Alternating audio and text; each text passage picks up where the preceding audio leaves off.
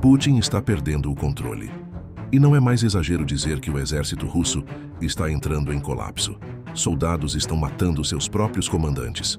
Unidades inteiras se rendem em massa e oficiais de alta patente simplesmente desaparecem do mapa.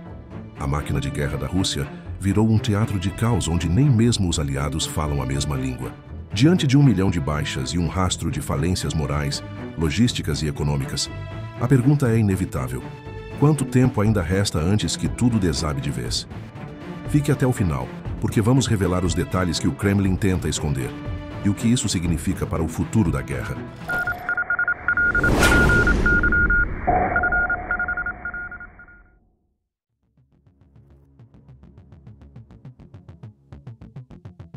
Imagine a cena que você está vendo agora.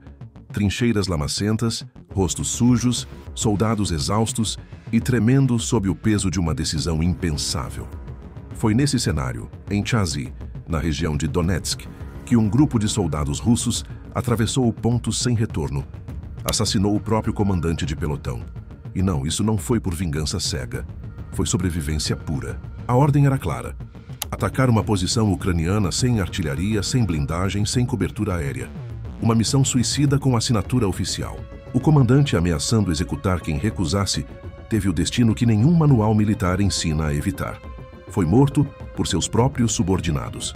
E logo em seguida, esses mesmos soldados ergueram bandeiras brancas e se renderam à Ucrânia.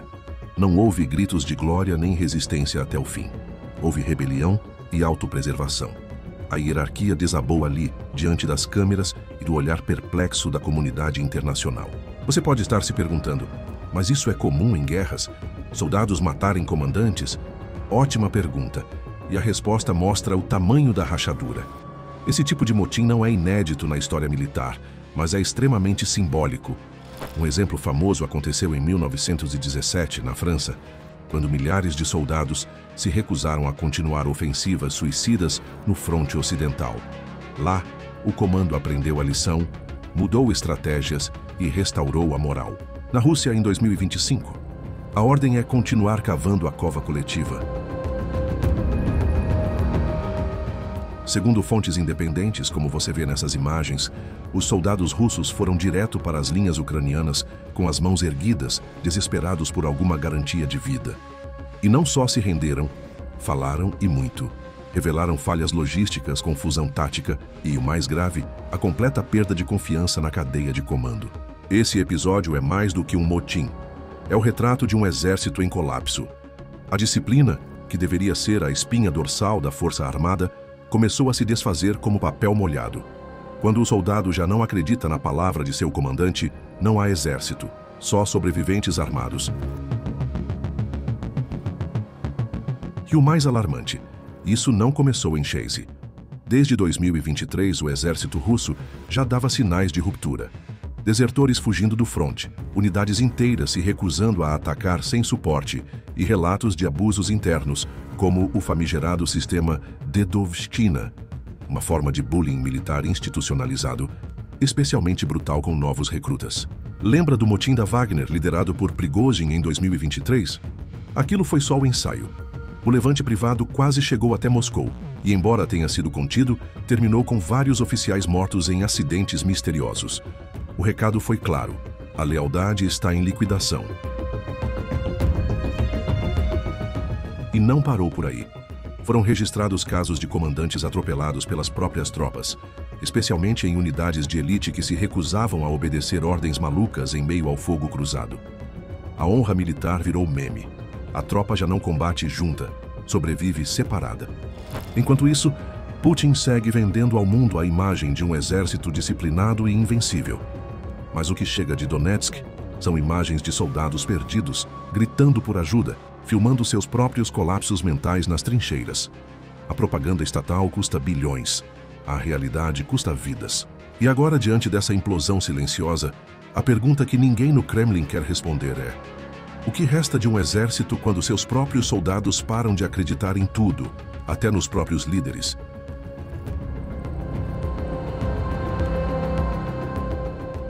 Quando se fala em guerra, muita gente imagina tanques, mapas e bandeiras em disputa.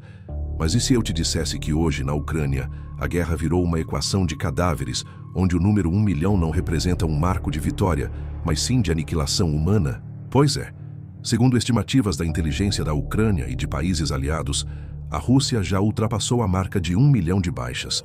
Isso inclui mortos, feridos e soldados incapacitados para o combate. Um número tão grande que é quase impossível de visualizar. Imagine o Maracanã lotado. Agora multiplique isso por 10. É o maior número de perdas militares da Rússia desde a Segunda Guerra Mundial. Só que dessa vez, não há Hitler do outro lado. Há drones, inteligência em tempo real e um plano mal costurado por Moscou. Muitas pessoas se perguntam: mas a Rússia não tem um dos maiores exércitos do mundo? Tem, ou melhor, tinha. No início da guerra, eram cerca de 900 mil soldados.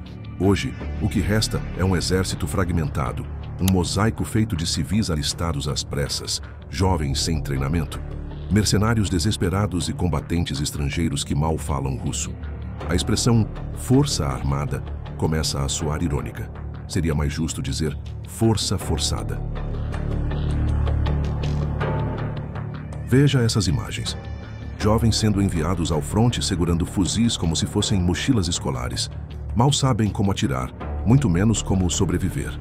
Muitos deles recebem menos de uma semana de treinamento antes de serem jogados em trincheiras congeladas, onde a única certeza é que o inimigo tem olhos no céu e armas guiadas por precisão milimétrica.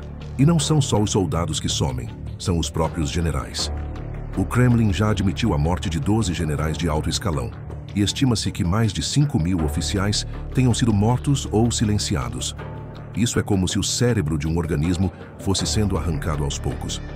Imagine um avião em pleno voo, e alguém começa a desaparafusar o painel de controle. É exatamente isso que está acontecendo. A doutrina militar russa é centralizada. Diferente das estratégias adotadas por países como os Estados Unidos, onde unidades têm maior autonomia tática, na Rússia, tudo depende de ordens vindas de cima. Quando o topo desaparece, o resto do corpo se perde. E o que sobra é improviso, ou pior, desespero. As táticas russas passaram a lembrar rituais de sacrifício. Lançar ondas e mais ondas de soldados contra fortificações ucranianas na esperança de que alguma coisa atravesse. Como se jogar corpos no campo de batalha fosse mais barato do que mudar de estratégia. Os avanços são medidos em metros, não em quilômetros. Em Kharkiv, a média era de 50 metros por dia. Isso equivale a meio campo de futebol, mas os custos são contados em cemitérios. Com a queda dos generais, ninguém sabe mais quem está comandando o quê. Há batalhões inteiros sendo enviados para posições erradas. Relatos de fogo amigo, emboscadas causadas por erros de comunicação e drones ucranianos destruindo comboios inteiros com precisão cirúrgica. E aqui está o ponto mais alarmante. A Rússia já não luta por estratégia, luta por cansaço. O exército russo de hoje está sendo reconstruído, mas não com doutrina. A cada novo recruta, menos experiência. A cada oficial morto, mais confusão.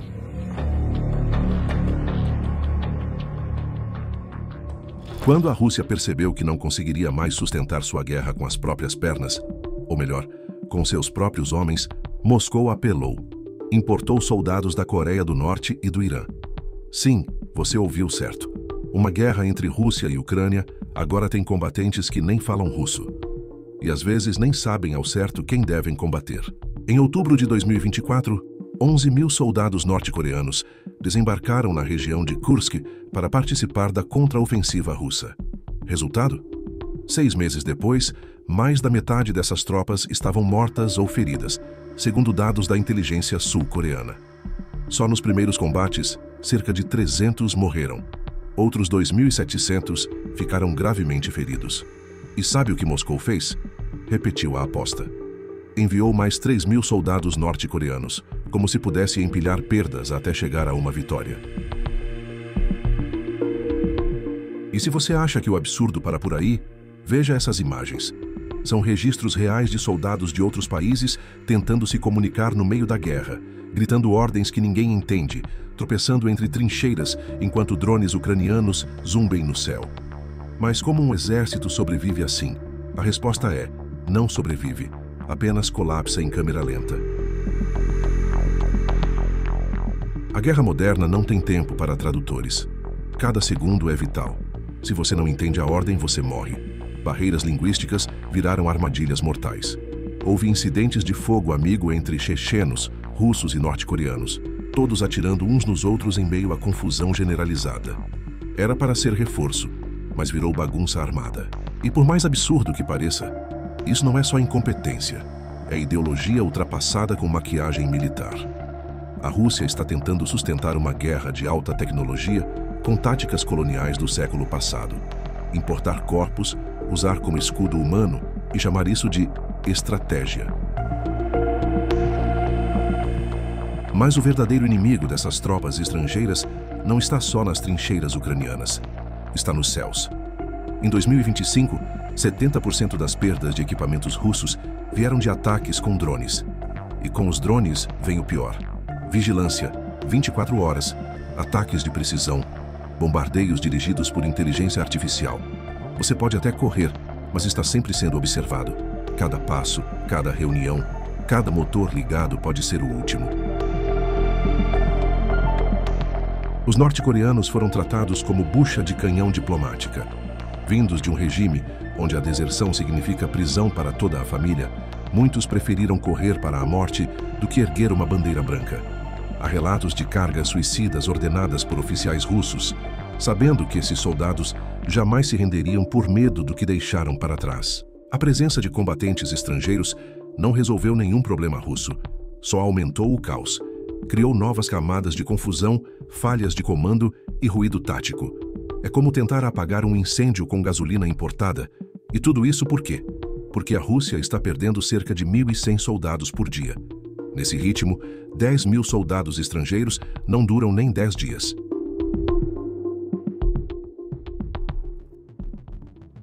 No começo, ela foi chamada de Operação Especial Relâmpago. Rápida, cirúrgica, vitoriosa. Mas o que era para durar dias, agora consome cerca de 40% do orçamento federal da Rússia. Isso mesmo, mais do que saúde, educação e infraestrutura somados. Veja essas imagens. Tanques destruídos, comboios abandonados, soldados mal equipados.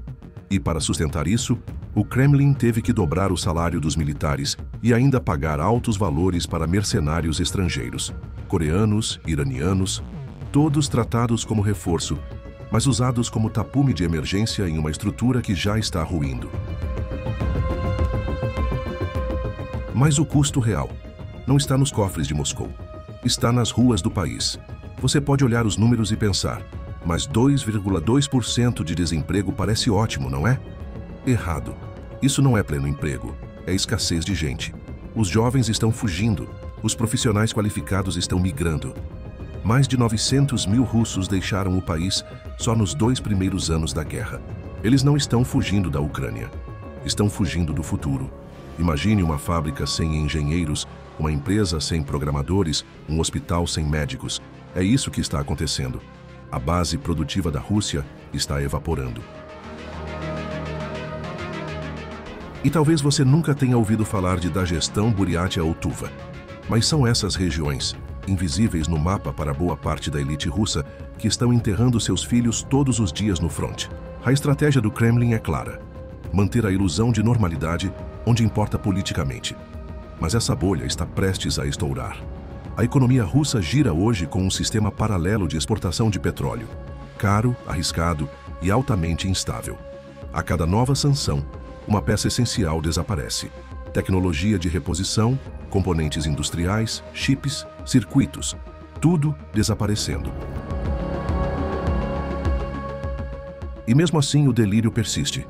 De acordo com a análise da Forbes, a Rússia levaria 230 anos para conquistar totalmente a Ucrânia. Isso se mantiver o ritmo atual. E para isso, precisaria de 100 milhões de baixas, mais do que toda a população adulta da Rússia. É como tentar atravessar o oceano nadando com uma pedra no pescoço e ainda achar que vai vencer. Mais do que soldados, a Rússia está queimando o próprio futuro. E talvez o mais trágico de tudo seja isso. Não serão os drones ucranianos que derrubarão o regime. Serão os próprios russos.